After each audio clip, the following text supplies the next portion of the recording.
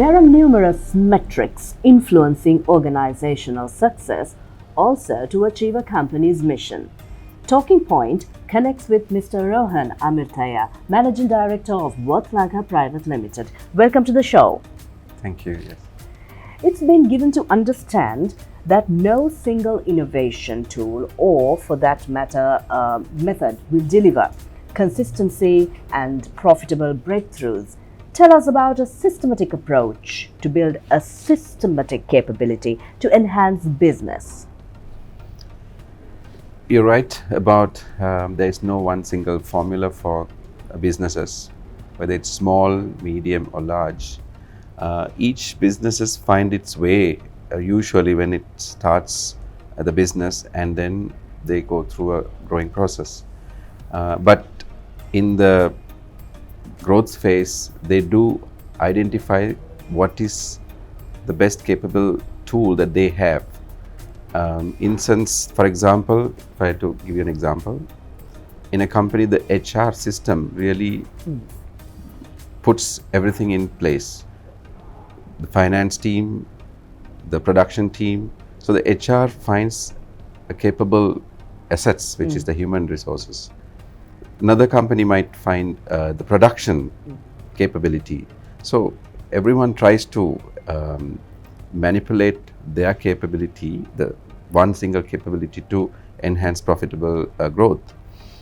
If you talk about a systematic approach, then the business leaders will find balance between these different capabilities and bring into a balanced system. Then these companies can really put it into a system and manipulate these capabilities. So with technology, for example, they can use that as a base for enhancing all these different aspects into one. So I would say you have to have a system approach in terms of bringing digital platforms into the companies in the current and the future. If you look at the history, it's all manual, and they take a long time to understand where is their strength and then focus on that. So in our understanding in the current and future businesses, finding the balance and then creating this capability to enhance their profitability is the way to go. So it's difficult to answer to tell you one system capability process. I think managers, the CEOs have to really understand in all aspects where is the focus strength and then enhance that. Being the managing director, how challenging it is for you to take this timely, systematic approach in certain instances? Well, if we look at the context of Sri Lanka, I would like to answer it from that point, because even though it's a global platform, you see, when you have the environmental challenges, I'm not talking about just the environment of weather patterns, but everything else, labor market to regulations from the government. So it's definitely not something that a local company can set up within a short period. They have to navigate through all of these things. Therefore, having a systematic approach to enhancing the capabilities of an organization is so challenging to deal with everything. So you fix one issue and then you are facing with another one within matter of months and days. If we take the question of taxation to import regulations to, so building a structured approach to capability management is not possible really. So the ones who are successful and profitable are the ones who can, to a certain degree, they can achieve that. So they'll never get to an ideal level. So the ones who can fight through the systems and then create structures within the organization, anticipating these changes are going to come. So are we flexible? I'll give you one example. Businesses have ERP systems which have, you fix it to manage, say, import tariffs on a particular day, and within 3 months this changes. And if you are working with a global company, it's not easy to change the systems to manage this tax tariffs. So these are the issues to really fix timelines and work through the system approach. So I would rather say something opposite to a systematic approach is that you need to be really, your system should be really able to be flexible and change fast. Skills, tools, metrics, processes, and platforms, all these would have to come together as a singular, supercharged battery to raise a winning, novelty-based business model. How effectively can these interrogate practices be placed at the right time in an organization? Another challenging task for any organization. So, as you asked the question, where it is very important to have them at the right time. However, one cannot have all of them ready at the same time. So it starts with what we call, when you build a house, you create a foundation. So you make a map of it. I would say, let's say, the skills of employees for the right work has to be on training basis. You cannot expect, even if you hire an experienced person coming into the organization, need to understand this is a different setup, different culture, different business, different market setup. So training would be the first base for every area of the business. Then you need to have KPI systems to measure if we are having these skills being used for the right output. There'll be different, a machine that we buy to produce something would be the best, but you will not be able to use it to the maximum if those skill sets and metrics are not in place. So setting up balanced scorecard systems and KPIs would be the way that you can manage all of this in one go, and which will already have a timeline. So I would recommend that any business to have this in the first instance, and then you can carry on with measuring it on a timely basis. How do you see the true value of digital transformation? The true value. You see, I think no one can escape the digital world. Already we are talking about cryptocurrencies to e-commerce growing in exponential terms in the world platform. In the local context, I think we do not really see the growth of e-commerce business, even though it is really present there. So it is definitely a must that every organization needs to get onto the digital platform. And there is no alternative, isn't it? Definitely not. If you are not on it, you can... you are totally alienated. And you will probably run out of business in the next 5 to 10 years. Even with brick and mortar businesses, whether you are a building contractor to maybe you are an air condition repair service maintenance guy, you need to definitely change your organization to manage a digital e-commerce platform. So it doesn't mean that you can deliver a product through your wire, but that is mainly in a business.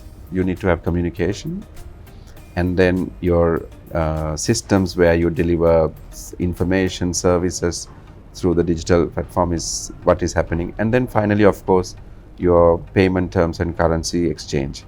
So today everybody is using online transfers for their payments, even though in Sri Lanka we still use hard currencies and printed checks.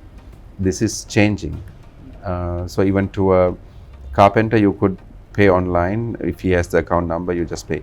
So definitely, from your perspective, the more you delay in not being present in the digital format, it's also declining your revenues, isn't it?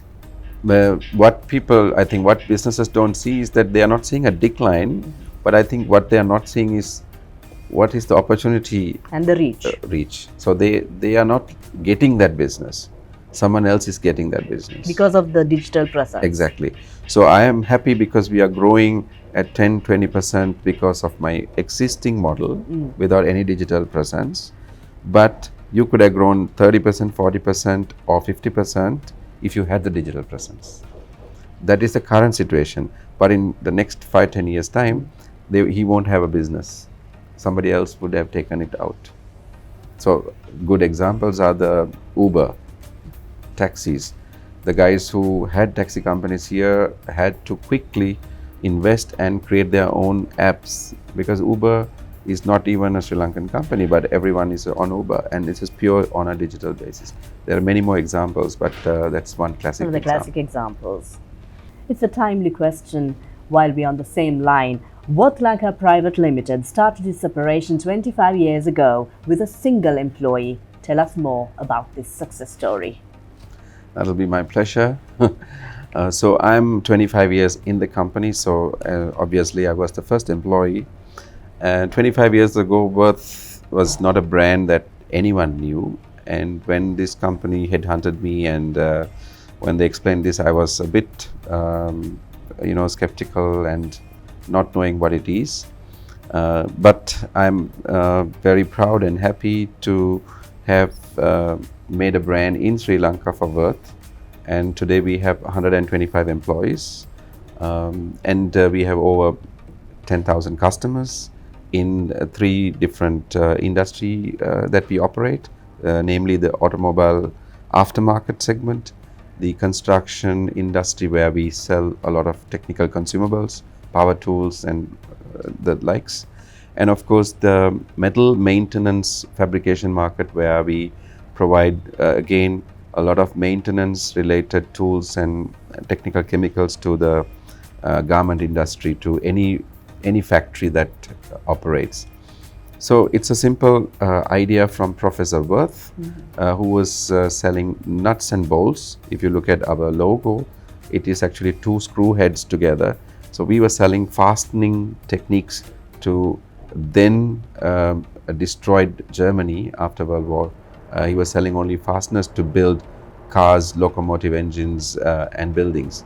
And then he realized that sitting at a wholesale building that he only have to serve customers who are coming in, and he at that time was 19 years old. He told his mother, you stay at home and look after this wholesale business. I'm going to go look for customers. He went and came back with 5 orders, and he realized the value of visiting the customer. And that was the birth of the Wurth direct sales approach, where you visit customers, show the samples and take orders. Then he said, okay, if I can make 5 orders in a day, 2 people would make 10. And then today we have 85,000 employees, out of which 50% of them are direct sales representatives. And we copied the same model here and multiplied, me being the first salesman. Today we have 100 salesmen doing the same thing, visiting our customers, showing our products, and the orders are delivered within the 24 hours to 48 hours. So this is a unique thing that the Sri Lankan market at that time when we started didn't really experience. So our strength is purely on that. And the 25 years we have grown, and we are probably the number 1 in automobile aftermarket as a brand. And then in the other 2 markets, we are just gaining ground. And I think we will be much bigger in the next decade. I would say even double the size with our potential that we have. Business leaders must constantly look for new ways to stay competitive. What sort of a take do you have with regard to this? That's an absolute no-brainer, in the sense that that is a must. It's a given. Every day is a new day. So every day the business leader has to use the thinking hat, whether it is while driving or being driven to the work, and also while you are in a cocktail meeting other CEOs, or you are always accumulating a lot of information from the market, the industry, from the competitors and the customers mainly. So you gain these things and you learn things. An example, because you asked about Wurth, I mean, I had no idea about an automotive market because I had a IT background. But when you go to the market, you learn what is happening out there. So every day is a learning curve for you. And as a leader, then you don't keep it inside your head. Then you start talking to your colleagues, your management team, to your second line, third line, including the front line. If you do not get new things into their head, again, I think the businesses are not going to grow, or we don't innovate into the market. So what we are doing as a company is selling, but how do we sell in a new way, a different way? So that's again new. How do you approach a customer? Customer is the same, but how do you look at him again in a different view? So it's really an interesting game to play if you understand that it's not a boring thing to go out and sell every day. You can really play a game in terms of this innovative digital ways. You have the gamification of your sales operation. You don't have to be digital. Also, you can also make fun things while selling. So it's really something has to be there new for the employees. Otherwise, they get bored. There should be something new every day for the customers. Otherwise, they look at a new guy coming to sell the same screwdriver. Hey, that's new. So how does one business create this newness within every sphere of the business is very important. So that's what a business leader's job becomes interesting. Otherwise, for example, the pizza guys, they are delivering biryani, birizzas, and you innovate new things. Certainly not pizza per se. Absolutely. So they've been innovative in there. Yeah, the processes and products, customers, employees, systems, everything has to be changing constantly. Then only you have a growth. So in our world, we call it the life cycle of a business. Is that like a product life cycle in a business the same? You get into a point where it's kind of getting flat, and then you need to create new things to again take off.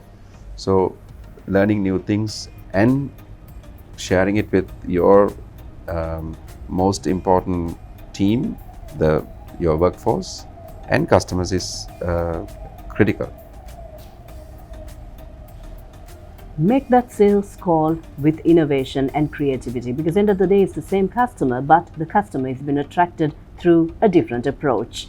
We were engaging with a very interesting conversation with Mr. Rohan Amirthiah, Managing Director of Wurth Lanka Private Limited, connecting with Talking Point. Thank you so much for connecting. Thank you very much.